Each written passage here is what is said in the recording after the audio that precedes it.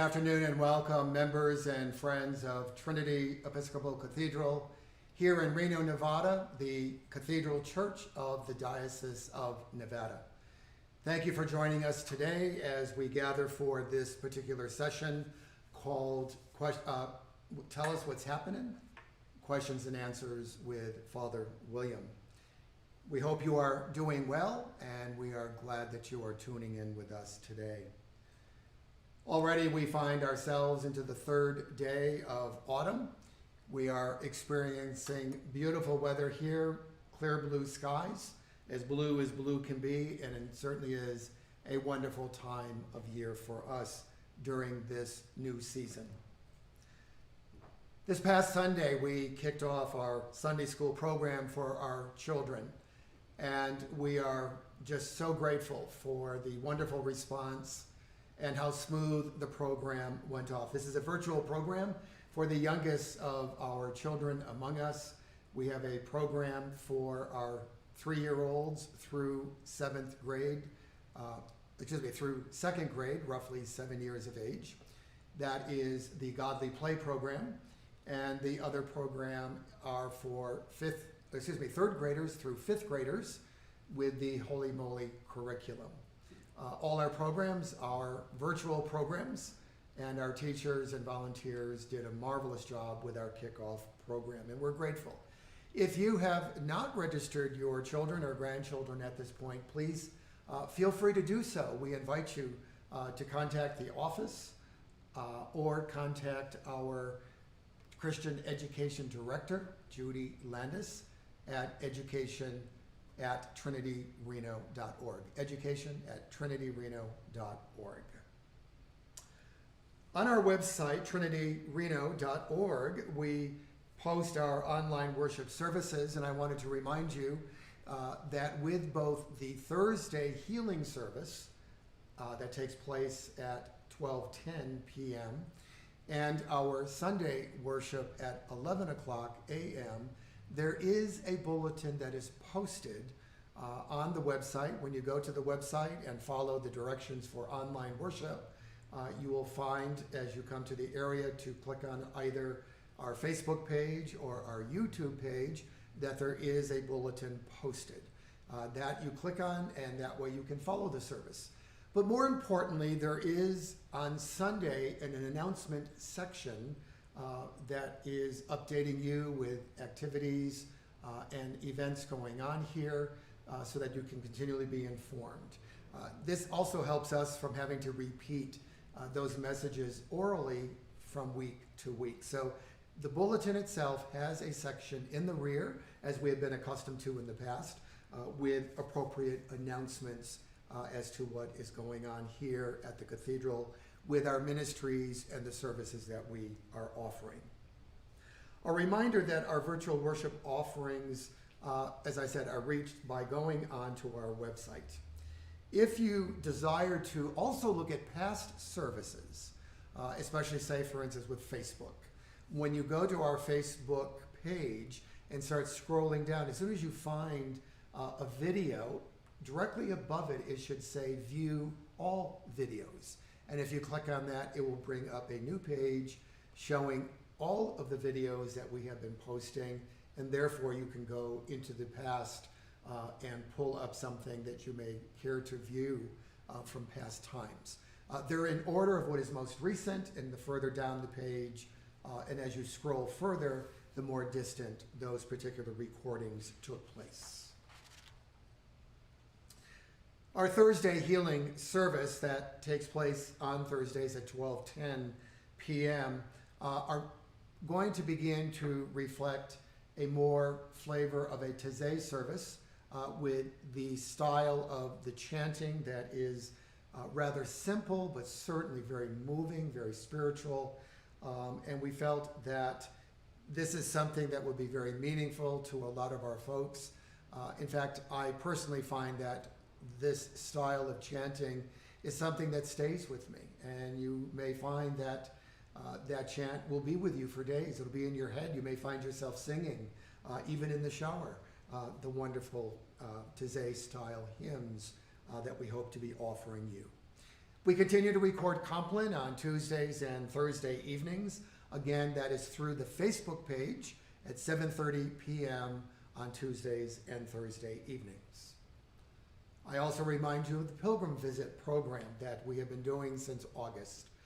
We have set aside an hour on Tuesday, now in the afternoon, 1 to 2, and an hour on Thursday mornings, 10:30 to 11:30, with 15-minute increments in that hour. And this is a program that has been designed out of a need of folks saying we miss being in a sacred space, having a place to come to pray. And so we invite you as individuals or couples to call a day in advance to schedule a pilgrim visit where you can come into this space, have opportunity to pray, to light a candle, to do prayers, to do readings if that's what you care to be doing. And if you care for communion, we are more than happy to put aside a reserved host for you to have. So please let us know if you wish to be a part of that program, to make a visit here to the cathedral, to this temporary sacred space, since we are involved with getting our renovation started. Here in the parish hall, we have converted this area of the space as our sacred space, and it is working very, very well for us. As I've said also, on Thursdays we have Tell Us What's Happening, this opportunity to be an oral newspaper to give you information as to things that are happening here with our ministries and programs. Also, we began this last month a weekly newsletter called the Carillon, which carries important information of things that are happening at present. That has been done electronically and has been sent to folks in that manner through our mass mailing.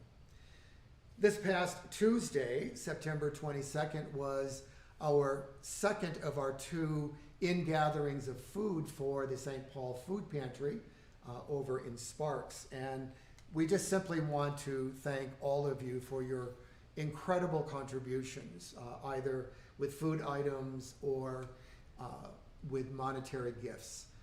In fact, we filled a whole car, the trunk and the back seat, this past week, and we are grateful for your generosity in meeting the need of hunger in our community during this time of the pandemic. Our next schedule for a drop-off will be Tuesday, October 13th. Again, it is the second and fourth Tuesday of the month that we do the drop-off here. Just drive through, come up to the parish doors, and individuals are there to open your trunk, to take the food out, so there's very little contact being made. The times for those drop-offs are 9 to 10 a.m. on Tuesday morning or 5 to 6 p.m. in the evening, so that we have opportunity for those who are working to be able to come in the evening. As we will be moving soon into the month of October, our stewardship program that has been launched through the vestry this year is launching our annual Giving Pledge program for 2021. We are extremely grateful for the vestry leadership of Lindsay Campbell and Terry Kane, who are presently preparing our mailings. All our videos have been recorded, they're being edited, and we'll be announcing a schedule as to when those videos will be made available through our website for you to view. We are most delighted for the leadership of individuals such as our musician Gary Gordon and Kurt Misch of PBS, who have been leading and helping orchestrate the various ministries that have been recorded for the interviews for our campaign. I'm quite excited myself to see the results. The enthusiasm that has been generated is quite exciting, and we're hoping that this program this year will be most successful in helping us during the challenge of this pandemic period of time with our church ministries and our support of them. A question that is often asked of me, as I do have the privilege from time to time to be either talking to some folks in person or especially through the telephone, is the question, how are we doing financially? I am pleased to announce that 94% of our pledging membership is doing a wonderful job in keeping us afloat, and we are so grateful for their ongoing devotion and awareness of the support that is needed. Where we are collapsing is because we're not having in-person worship, that those who are contributing members but do not do a pledge, and those who just are visitors or guests, who typically will contribute with the plate offering that occurs during a worship service. But since we do not have in-person worship, there has been a significant decrease in the income that has come from non-pledging contributing members as well as visitors. It is extremely important that we encourage you. We know that when you came to worship, it was natural. You got into the habit of making your contribution. But since that pattern has been disrupted, we often are not aware and thinking about the contributions that we would have been making. And so we wish to encourage you at this time, as you are able and as you're willing to make a contribution to continue to support our finances so that our ministries may continue to happen and continue to grow, especially during this time of the pandemic. And we greatly appreciate all of the efforts that all of you are making. You can make your contributions either through the mail or you may drop them off during office hours. So please call us if you have questions or concerns, and we are grateful for what you are able to do. On Sunday, October 4th, which is coming up very soon, from 1 p.m. to 1:30 p.m., a half-hour window, we are going to be doing drive-by blessing of the animals. We're simply going to be asking folks to pack up the family and your four-legged children, some of them may be furry, to pack them up in the car and drive into the parking lot from Island Avenue, drive up to the upper parking lot where clergy will be there to offer a blessing for your pets. And so we don't want to lose this vital ministry, but this year we're not able to gather, we're not able to do a service as we have done in the past, and have the certificates and the gifts that we gave. We just decided to refine it, keep it simple, and we know it will be a most meaningful time for you as a family to come with the children, come with the four-legged children, and for a blessing to be received. So again, that is on the first Sunday of October, October 4, from 1 to 1:30 p.m. In October, on the 10th, which is a Saturday, our clergy, along with our wardens and the 10 delegates that have been elected by our congregation, will be involved in a virtual annual diocesan convention this year. Please keep our diocese, keep our diocesan leaders, our parish leaders in your prayers as we come together to tend to the business of the diocese, especially as we continue to pursue the process, the ongoing process of our search for a new bishop. And we will have certainly updates on programming occurring throughout the diocese, as well as progress with that bishop search process. I also want to make you aware that the Daughters of the King, whose annual service project, and God bless them for their leadership, because they do a dynamic job with our annual Angel Tree project that occurs during the season of Advent as we seek to purchase gifts for the children that are in most need in our community. It is obvious that because of the COVID-19 pandemic that we are not able to do a kickoff dinner as we have been accustomed to doing. Rather, we are now brainstorming. In fact, I am meeting with the daughters with a virtual meeting this weekend to look at more specific plans of how we are going to recreate the program to keep people safe. One of the ideas that is now coming through is that we are going to be looking for volunteers who are able and willing to do shopping. We will gather in the support from you folks with your donations as you select an angel. And we are willing to have a committee to do the work for you, to do the shopping and to do the wrapping of the gifts and preparing them for the children for Christmas. Of course, if individuals or families want to do that work on their own, that certainly will be allowed.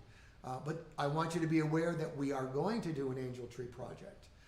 More than anything at that time of year, our children's needs are great. They've been through a lot in these last several months, and the school situation certainly doesn't help them a great deal. And so this is a time where they look forward to have support, to have love, to have a gift. And so we are going to do all that we can to make that program as meaningful as it has been for all of us in the past as we bring joy and happiness to the children of our community. Again, I thank you for visiting with me today. Let us continue to pray for one another as we pray for our county, our state, our entire nation. As we also continue to pray for our schools, our teachers, our students.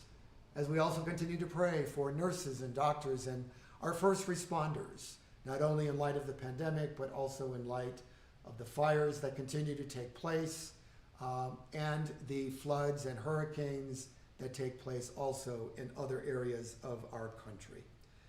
Please do your part to continue to support one another. Stay safe, wash your hands frequently, wear a mask when you are out in public, and please observe safe distancing. We love you, we miss you, and we ask that you be safe, and may God continue to bless you always. Amen.